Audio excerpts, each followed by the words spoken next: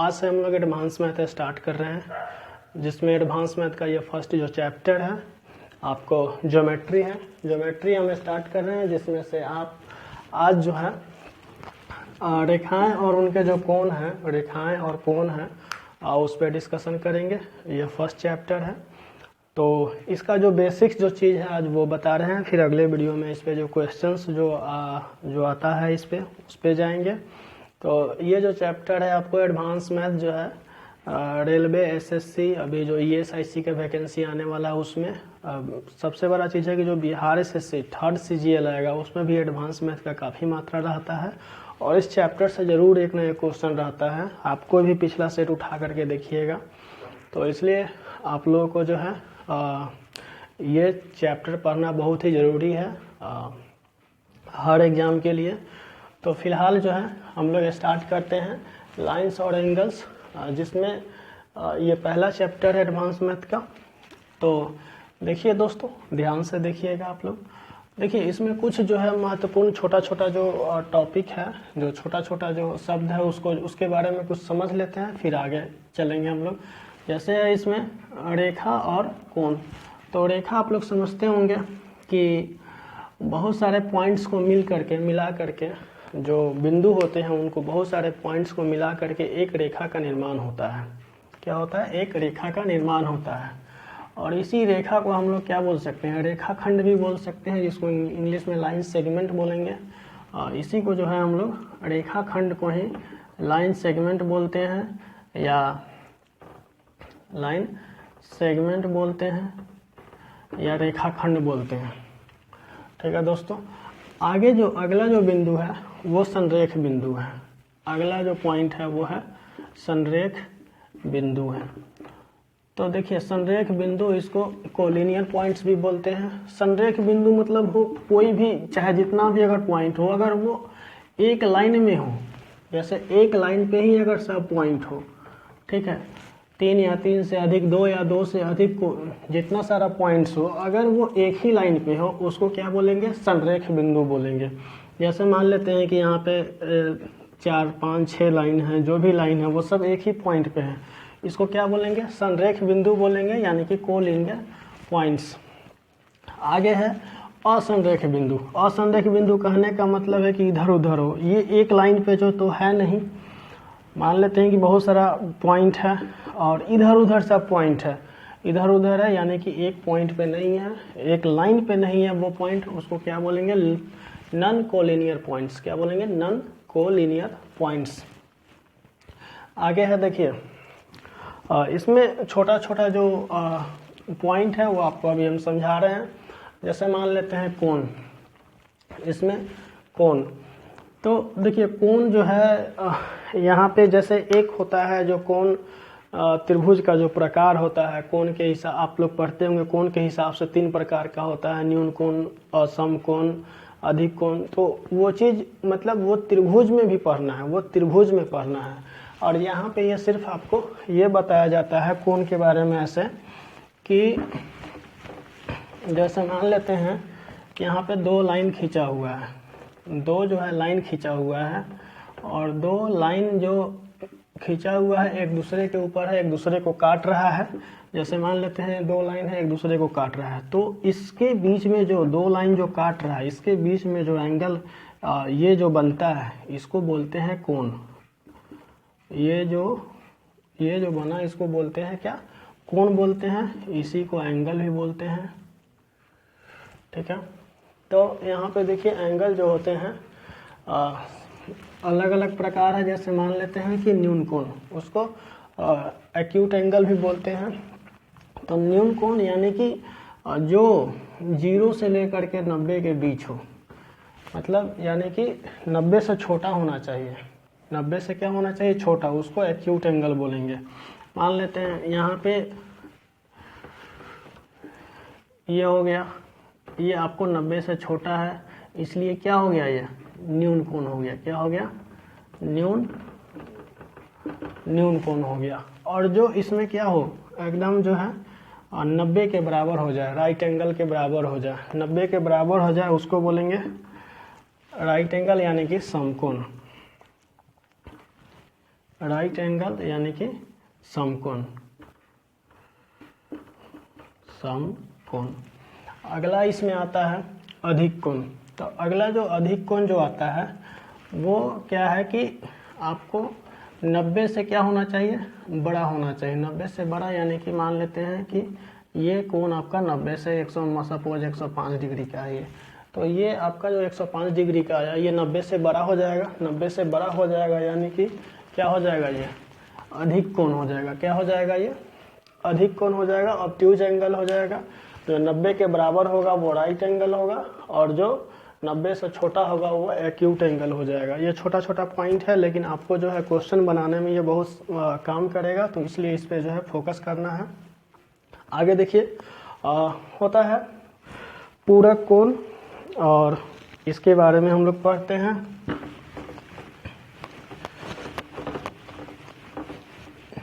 चलिए देखिए, पूरक कोण, पूरक कोण, इसी को हम लोग बोलते हैं कम्प्लीमेंट्री एंगल, कम्प्लीमेंट्री एंगल। तो इसको जो है जब दो कोणों का योग 90 डिग्री हो, जैसे मान लेते हैं कि 30 का कम्प्लीमेंट्री, अगर पूछा जाए कि 30 का कम्प्लीमेंट्री एंगल कितना हो जाएगा, जैसे दो कोणों का जो योग है, दो कोणों का योग है वो आपको कितना होना चाहिए, 90 डिग्री होना चाहिए, 90 डिग्री होना चाहिए, तब उसको क्या बोलेंगे, पूरक कोण बोलेंगे। जैसे मान लेते हैं कि 30 डिग्री है, ये कितना डिग्री है, 30 डिग्री है। 30 डिग्री के बाद अब इसमें कितना ऐड करेंगे कि ये 90 आ जाएगा, तो ये जो 60 डिग्री आया ये आपका क्या हो जाएगा, ये पूरक कोण हो जाएगा। 30 का पूरक कोण कितना हो जाएगा, यानी कि अगर इसको ऐसे भी बोल सकते हैं कि 30 का कम्प्लीमेंट्री एंगल कितना हो जाएगा, तो 60 डिग्री होगा। 30 का कम्प्लीमेंट्री एंगल कितना होगा, तो 60 डिग्री हो जाएगा। और इसी में जो है समपूरक भी पूछा जाता है। जैसे देखिए एग्जाम में आपको जो है ये दोनों से हमेशा जो है एक नया क्वेश्चन रहता है हर एग्जाम में, आप देखते होइएगा। समपूरक कोण, सप्लीमेंट्री एंगल।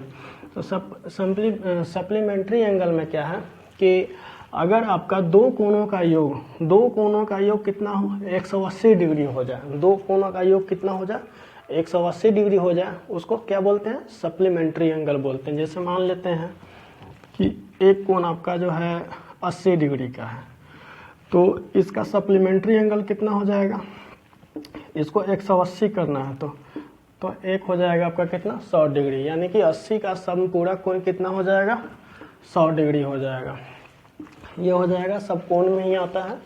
यह है आपको छोटा छोटा चीज़, लेकिन आपको याद रखना है क्योंकि एग्जाम में आपको इससे क्वेश्चन पूछा जाता है।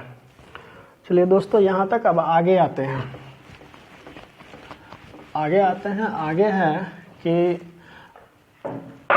आसन्न कोण किसे कहते हैं, आसन्न एडजेसेंट एंगल्स किसे कहते हैं, आसन्न कोण किसे कहते हैं। तो ध्यान दीजिएगा आप लोग। जैसे मान लेते हैं कि एक लाइन है, इसको कोई थर्ड लाइन जो है इसमें क्या कर रहा है, इस पर खींचा जा रहा है। जैसे इसको अगर हम ए बी मान लेते हैं, यहाँ पे मान लेते हैं, इसको प्रतिच्छेद कर रहा है तो ओ मान लेते हैं, इसको कुछ भी मान लेते हैं, क्यों मान लेते हैं। तो इसमें आसन्न कोण पूछ रहा है कि कौन सा कहा जा रहा है। आसन्न कोण मतलब होता है कि उसमें कम से कम एक लाइन जो है ना, एक जो प्रतिच्छेदक जो लाइन है, एक जो लाइन से जिसको काटा गया है, वो लाइन जो है कॉमन होना चाहिए। क्या होना चाहिए, कॉमन। तो देखिए, तो इसमें ओ क्यू जो लाइन है ये क्या है, कॉमन लाइन है। ओ क्यू जो लाइन है वो क्या है, कॉमन लाइन है। यानी कि इसमें आपका क्या हो जाएगा कि ये वाला एंगल और ये वाला एंगल दोनों क्या हो जाएगा, आसन्न कोण कहला जाएगा। ये दोनों आपस में क्या कहलाएगा, ये आसन्न कोण है। जैसे एंगल ए ओ क्यू, और फिर एंगल जो हो जाएगा क्या, बी ओ क्यू। ये दोनों जो एंगल हो जाएगा आपस में क्या हो जाएगा, आसन्न कोण। इसी को बोलेंगे एडजेसेंट एंगल्स, एडजेसेंट एंगल। इन दोनों एंगल को क्या बोलेंगे, एडजेसेंट एंगल बोलेंगे। यहाँ तक उम्मीद करते हैं कि आप लोगों को दिक्कत नहीं हुआ होगा और एक एक पॉइंट जो है वो समझ रहे होंगे। तो देखिए आगे समझ गए होंगे ये आसन्न कोण किसे कहते हैं। सो अब देखिए आगे है शीर्षाभिमुख कोण।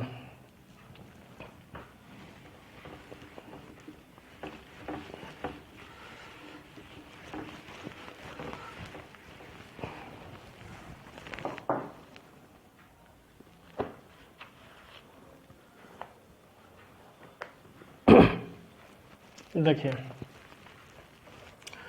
इसमें दो लाइन है, जैसे मान लेते हैं कि एक XY लाइन है और दूसरा लाइन है LM लाइन है, LM मान लेते हैं इसको।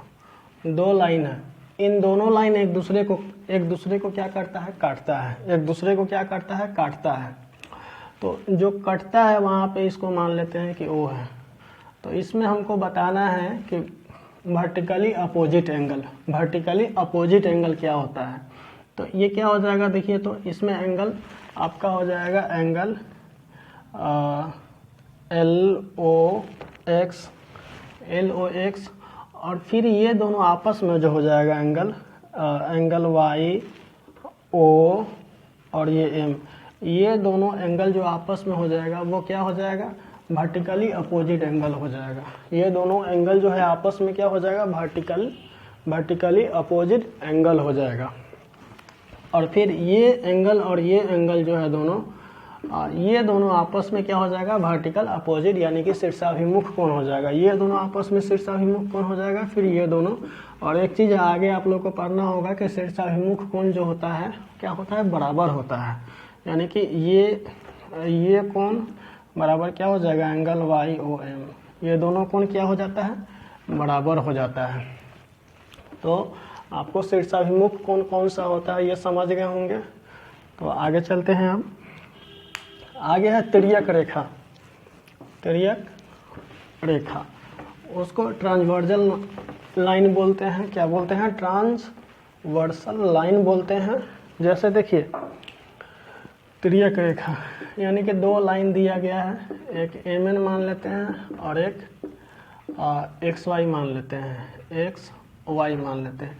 तीसरा कोई लाइन इसको जो है इसको क्या करता है, काटता है या प्रतिच्छेद करता है, लिखते उसको प्रतिच्छेद करता है ये भी बोल सकते हैं, या काटता है ये भी बोल सकते हैं। तीसरा जो है ये, तो ये आपका क्या हो जाएगा, तिर्यक रेखा हो जाएगा। ये दो लाइन को अगर तीसरा कोई लाइन काट रहा है तो इसको क्या बोलेंगे, तिर्यक रेखा बोलेंगे या ट्रांसवर्सल लाइन बोलेंगे। अब इसमें देखिए, इसमें जो है इसमें बहुत सारा एंगल बनता है। जैसे मान लेते हैं कि ये एंगल 1, ये एंगल 2, ये 3, ये 4 और ये 5, ये 6, ये 7, ये 8, इसमें बहुत सारा एंगल बनता है। सिर्फ जो काटता है उसको क्या बोल रहे हैं, तिर्यक रेखा बोल देते हैं। ठीक है, अब आगे आइए, इसमें बाहा कोण। बाहा कोण यानी कि एक्सटीरियर एंगल किसको बोलते हैं, एक्सटीरियर एंगल किसको बोलेंगे। तो देखिए एक्सटीरियर एंगल मतलब क्या होता है, जो बाहर जो कोण दिख रहा है आपको वो क्या हो जाएगा, एक्सटीरियर हो जाएगा। जैसे 1, 2, फिर 7, फिर 8, यानी कि एंगल 1, एंगल 2, एंगल 7, एंगल 8, ये क्या हो जाएगा, बाहा एंगल हो जाएगा। और इसमें अंतः कोण पूछेगा तो अंतः कोण क्या हो जाएगा, अंदर वाला हो जाएगा। यानी कि 3, 4, 5, 6, यानी कि एंगल 3, एंगल 4, एंगल 5, एंगल 6, ये क्या हो जाएगा आपका, यह इंटीरियर एंगल हो जाएगा। यहाँ तक आपको कोई दिक्कत नहीं हुआ होगा।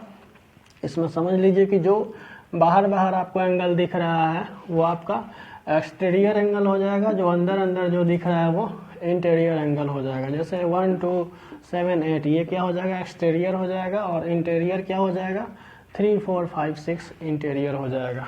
अब आगे है, देखिए इसी में आपको बताते हैं कि संगत कोण किसे कहेंगे, यानी कॉरस्पॉन्डिंग एंगल्स, और दूसरा होता है एकांतर कोण यानी कि अल्टरनेट एंगल्स। तो देखिए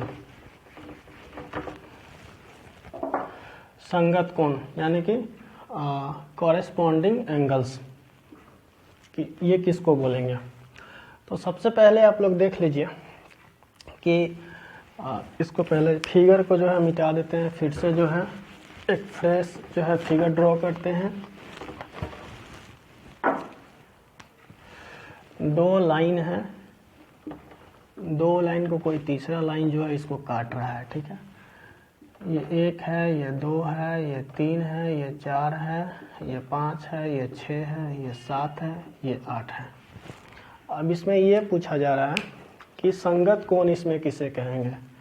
तो देखिए संगत कोण, यहाँ पे ध्यान दीजिएगा, ये 2 है और जिस साइड में 2 है उसी साइड में यहाँ पे क्या है, ये बाहर में 2 है, जिस साइड में उसी साइड में इधर भी जो है बाहर में क्या है 8 है, यानी कि एंगल 2 एंगल 8। उसके बाद देखिए एंगल 1 और फिर एंगल 7, ये क्या हो जाएगा, ये सब बाहर में है और इसके जैसा ये है वैसा क्या है, ये भी बाहर में है, तो ये संगत कोण हो जाएगा। ये दोनों क्या हो जाएगा, आपस में संगत कोण हो जाएगा। ये दोनों आपस में संगत कोण हो जाएगा, फिर ये दोनों भी आपस में क्या हो जाएगा, संगत कोण हो जाएगा। फिर ये दोनों आपस में क्या हो जाएगा, संगत कोण हो जाएगा। और फिर ये दोनों आपस में क्या हो जाएगा, संगत क्या हो जाएगा, कोण हो जाएगा। आपस में दोनों कोण जो संगत कोण होता है वो दोनों का योग जो होता है कितना डिग्री होता है, 180 डिग्री होता है। आपस में संगत कोणों का योग कितना होता है, जैसे मान लेते हैं कि एंगल 1 प्लस एंगल 7, ये दोनों का योग जो होगा 180 डिग्री होगा। दोनों को ऐड करेंगे तो कितना होना चाहिए, 180, या एंगल 2 प्लस एंगल 8, ये भी कितना हो जाएगा, आपको 180 डिग्री हो जाएगा। फिर अगर ये दोनों को भी जोड़ेंगे, एंगल 4 प्लस एंगल 6, ये दोनों भी क्या होना चाहिए, 180 डिग्री होना चाहिए। फिर एंगल 3 प्लस एंगल 5, ये भी दोनों कितना होना चाहिए, 180 डिग्री होना चाहिए। वही एकांतर कोण में जो है जस्ट इसका क्या हो जाता है, अलग हो जाता है। जैसे देखिए एकांतर कोण में क्या हो जाएगा, इसको मिटा देते हैं पहले। एकांतर कोण में क्या हो जाएगा कि एकांतर कोण जो होता है बराबर होता है, वो दोनों का योग 180 नहीं होता है, दोनों क्या होता है आपस में बराबर होता है। जैसे मान लेते हैं कि ये है 1 और फिर इसी के जैसा इसी का टाइप का क्या है 8 है, तो ये एंगल 1 और एंगल 8 ये दोनों आपस में क्या हो जाएगा, बराबर हो जाएगा। ये दोनों आपस में क्या हो जाएगा, बराबर हो जाएगा। तो ये दोनों कोण को क्या बोलेंगे, एकांतर कोण बोलेंगे। क्या बोलेंगे, इसको एकांतर कोण बोलेंगे। एंगल 1 और एंगल 8 को एकांतर कोण बोलेंगे। फिर वही अगर यहाँ पे एंगल 2 हो जाएगा, फिर एंगल 7 हो जाएगा, तो इसको भी क्या बोलेंगे, एकांतर कोण बोलेंगे। उसको अल्टरनेट एंगल बोलते हैं। Angle 2 is equal to angle 7, इसको क्या बोलेंगे, अल्टरनेट एंगल बोलेंगे। फिर यहाँ पे एंगल 3 इज इक्वल टू हो जाएगा एंगल 6, इसको अल्टरनेट एंगल बोलेंगे। फिर angle 4 is equal to angle 5, ये भी क्या हो जाएगा, अल्टरनेट एंगल हो जाएगा, ये भी अल्टरनेट एंगल हो जाएगा दोनों आपस में। तो ये चीज़ आपको उम्मीद करते हैं कि समझ में आ रहा होगा। तो आपको अभी जो है इतना अभी आपको ये समझ लिए होंगे ठीक से। तो देखिए दोस्तों, आगे जो होता है इससे जो है आपको अभी जो है इस पे बहुत सारा क्वेश्चंस बताएंगे अभी, और इसमें और हैं। तो जैसे कि देखिए अभी जो हम लोग रेखा और उसके कोण जो स्टार्ट किए हैं, इसमें और भी बहुत सारा चीज़ है जो आपको अभी पढ़ना है।